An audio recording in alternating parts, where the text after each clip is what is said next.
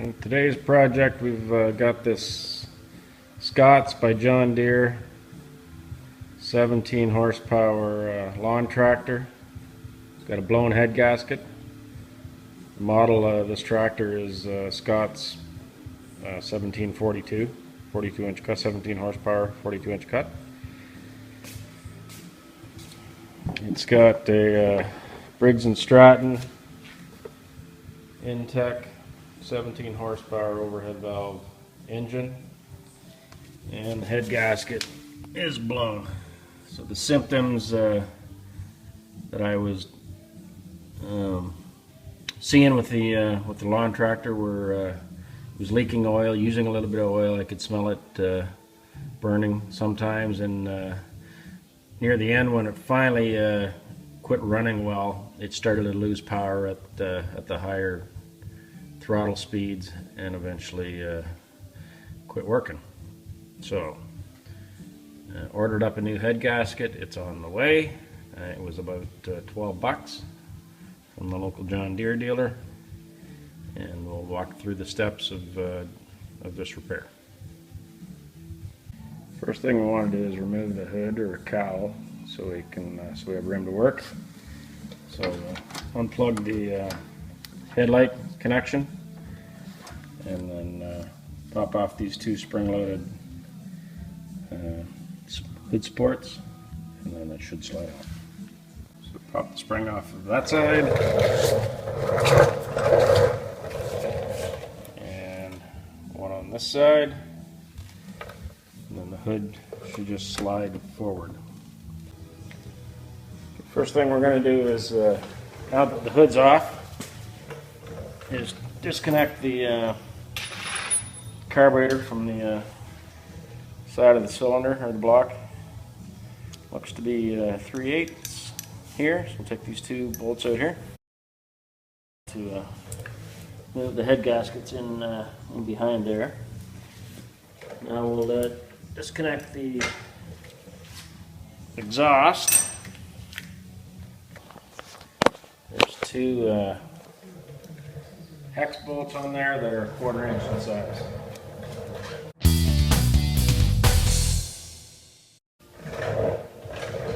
To remove the exhaust, you just simply pull it up.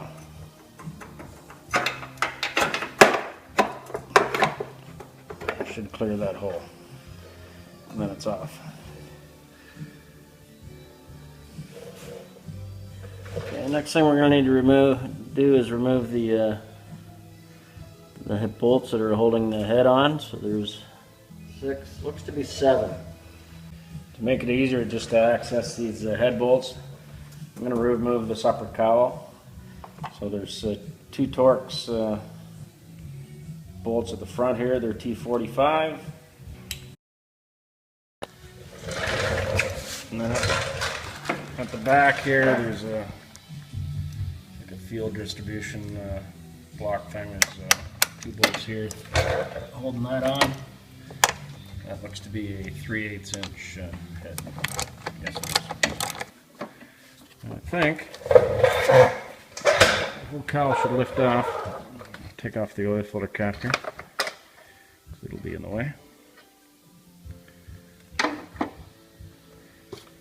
And I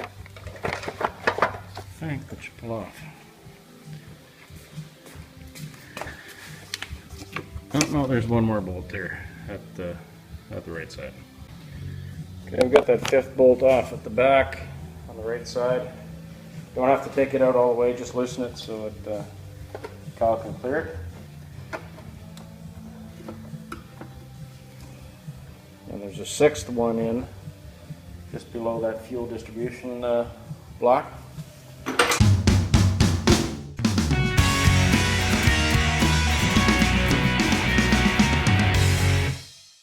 Got all those holes, carburetor holes plugged. I don't get any crud in there. Now I can take those head bolts off. Okay, I've got all those head bolts out. There's actually 8. So there's 3 along the top, 2 along the side, and 3 along the bottom. Now that I've got all those loose, I should be able to pull the head right out. Note that the routing of the spark plug wire sits in below this bracket here. There's two 3/8" bolts holding this plate on. I just want to take those off so I can get the spark plug wire out. So there's one off. There's two off. All this thing is the plate that holds the front of the cowl, engine cowl on. Okay, we've got all those loose. Now the head should pop right off. If it doesn't, just take a rubber mallet and tap it. Don't use a steel hammer, it might break it. Aluminum head. I'm going to take it out. There should be push rods coming out with it. And there is. So you'll see there's an aluminum push rod and a steel push rod. The steel push rod's for the exhaust valve and the aluminum push rod is for the intake valve. And so you don't want to mix those up. You can see right here that there's oil accumulated in the head, so that indeed tells me that we have a leak. And it looks like there's a bit of oil sitting inside the piston as well. We'll just set this head aside for now. Have a look in there. Hard to see, but there's actually a very small puddle of oil in the cylinder. And there is the gasket you need. Now I still need to go to the John Deere dealer to get the gasket. Before you do that, it differs slightly on some motors, but on the top of this here on the head is the model number, so it's the first 6 digit letters followed by 4, so in my case 31F7070112. I'll need that information when I go to the John Deere dealer for the gas. Okay, one last thing I'm going to do before I head to the John Deere dealer is clean up these 2 mating surfaces on the cylinder and head. After looking at my wire wheel I was going to use on my drill, it was actually a little bit too abrasive, so I'm just using some wax and grease remover in this very fine. Okay, back from the John Deere dealer with the head gasket. Also picked up a spark plug. Part number for the head gasket is here, and the spark plug is RC12YC. Okay, now that we've got the gasket, before I put I've got the mating surfaces on both the head and the cylinder cleaned up. Before I put it back together, I'm going to clean the crud off the top of that piston. Again, I'm just going to use the very fine Scotch-Brite pad along with some wax and grease remover. You could use also carb cleaner, maybe even some household bathroom or tile cleaner, something like that. So we'll give that a go, show you what it looks like when it's done. I rolled the piston into top dead center to clean it, to make sure we don't scar up the cylinder walls while we're working on the top of the piston. Okay, got the top of the piston cleaned up. Took me about 5 minutes. Again, all I used was a fine Scotch-Brite pad, gray one, with some wax and grease remover. Kept spraying it on the piston top and soaking the pad. Now I'm going to try and, best I can, clean up the inside of the chamber on the head. Hard to see here, but it's pretty gummed up as well. So I'll use the same method, a few more nooks and crannies in here, and see how that works out. Alright, got the chamber on the head cleaned up. That was a little more tedious. That probably took more like 15-20 minutes. It's not 100%, but I'd say it's 95, much better than it was. So now that we've got all the mating surfaces cleaned up, the top of the piston cleaned up, we'll now put the head back on. Okay, before I mount the gasket, I'm going to just take some compressed air and blow around the piston and in this chamber here that has the push rods, just to make sure there's no debris in there, and then mount the head. As always, you should make sure you wear eye protection when you're working on something like this. Okay, put the new gasket on. Just to show you on the old one where it was failing was right here. It's kind of crumbling on both sides in this position, which is right here on this side of the piston. So. All right, so we'll take the new head gasket. I showed you the John Deere part number.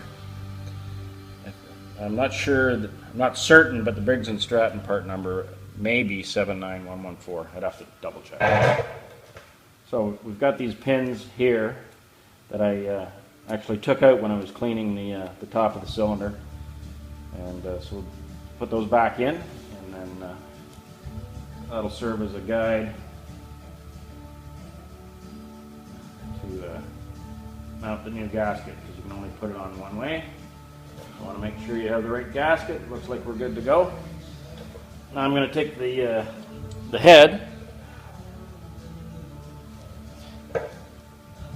slip a couple of bolts in it just to start with.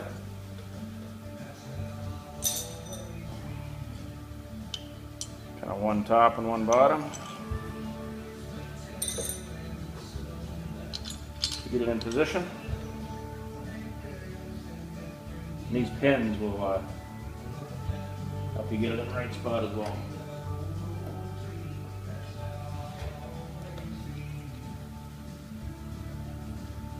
A couple of threads going.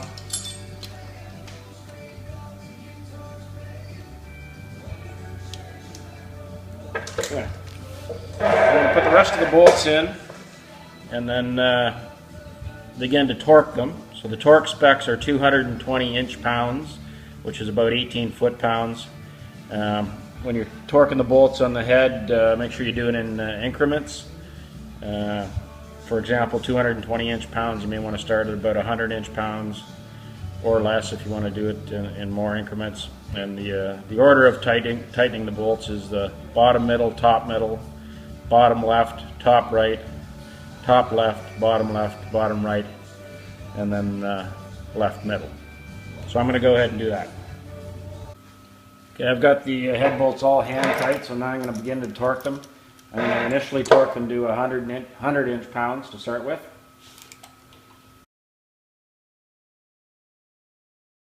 Okay, now I'm going to change the torque wrench to 220 inch-pounds. If you don't have an inch-pound torque wrench, then it's about 18.3 foot-pounds is what it is.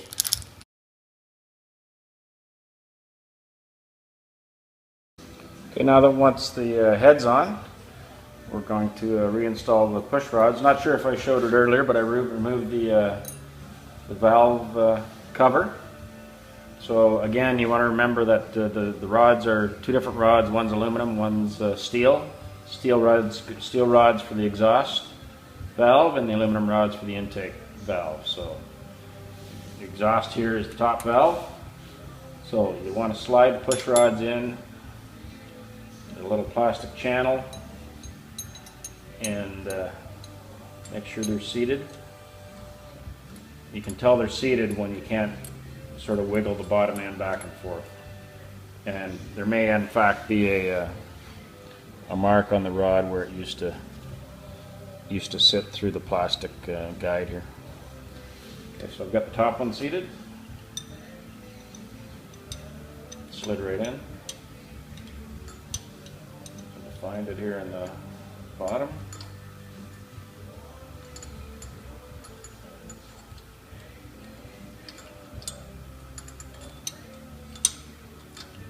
Okay, looks like that's a spot in the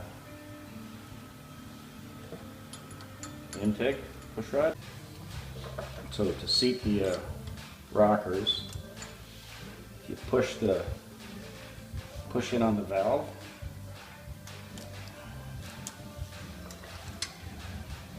And pop it in. So I got the exhaust seated. Just make sure your valve or push rods stay in place. They don't pop out where you seated them.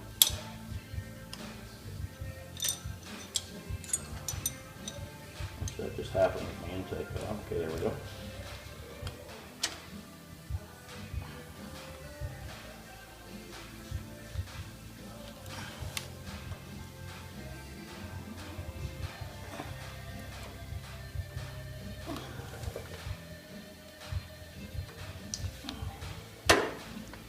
All right, there we got the intake valve on. Okay, now we're going to adjust the valve clearance.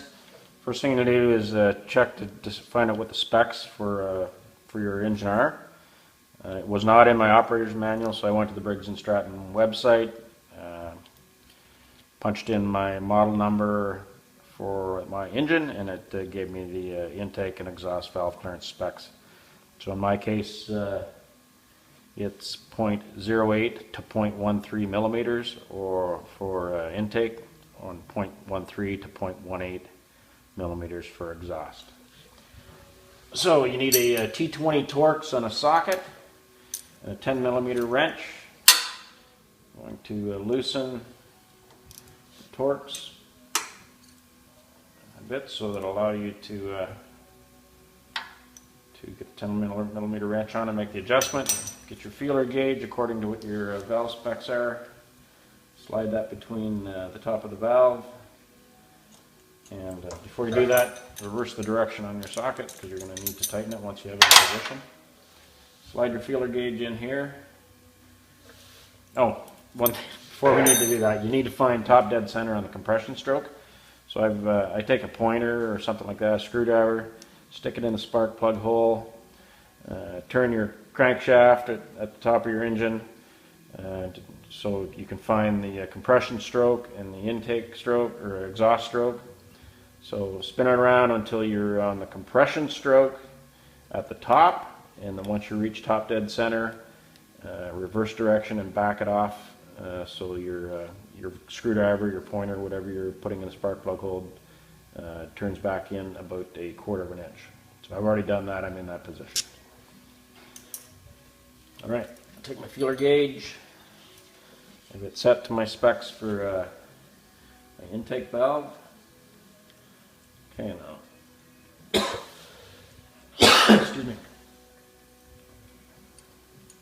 slide the feeler gauge back and forth while you tighten it.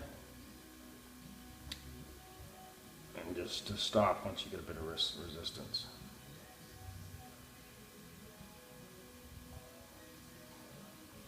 That'll be good there.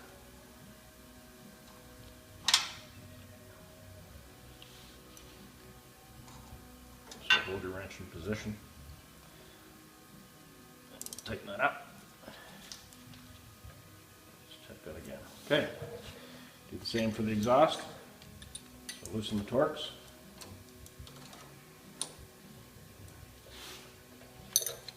And get your feeler gauge set for whatever the specs are for your exhaust. In my case, it's I have a metric feeler gauge, so I'm using millimeters. It's 0.13 to 0.18 millimeters. Slide your feeler gauge in there.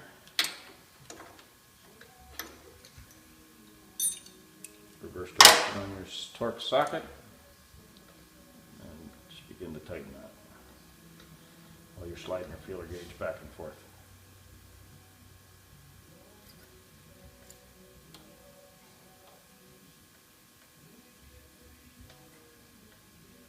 That should be good there. Hold your wrench in position and tighten it.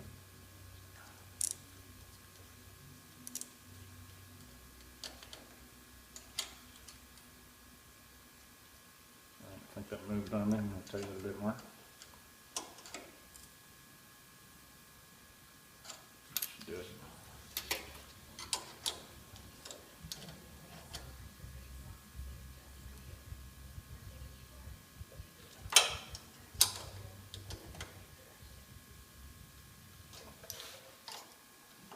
Okay, and we're set.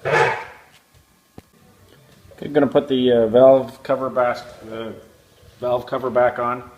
My gasket wasn't in the best shape, so I put a thin coat of RTV on each side of the gasket. I don't feel like going back to the John Deere dealer.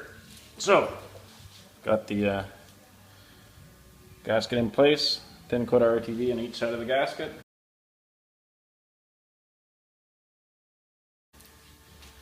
Now I'm going to put my exhaust back on. Okay,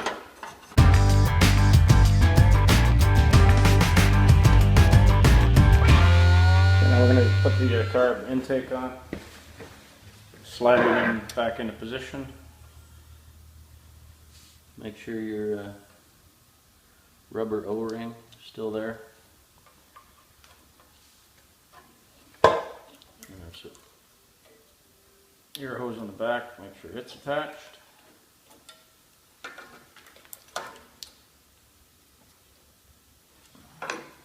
And make sure your linkage is all still connected.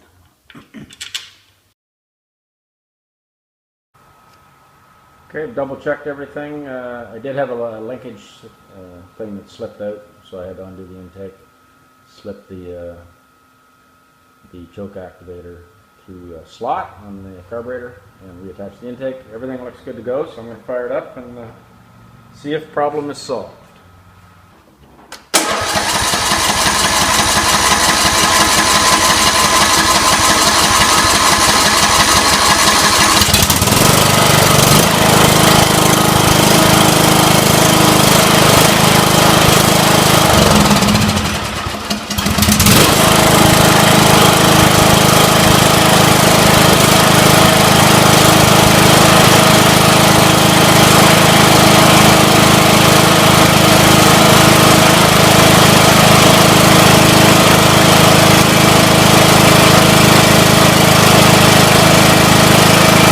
Okay, looks like we're good to go. Didn't see any major smoke. There's a little bit of oil that's burning off the exhaust pipe, probably from touching them with oily hands. Looks like we're problem's fixed. Alright, the entire mower is all back together. I ran it for about 60 seconds before I started to put the engine cover on and the hood. So, I did a full service while it was apart. Blade, sharpen the blade, change the oil, new air filter, new fuel filter, lube the steering, knocked off all the crud that was in the mower deck. So this will be its first trip out since it had problems.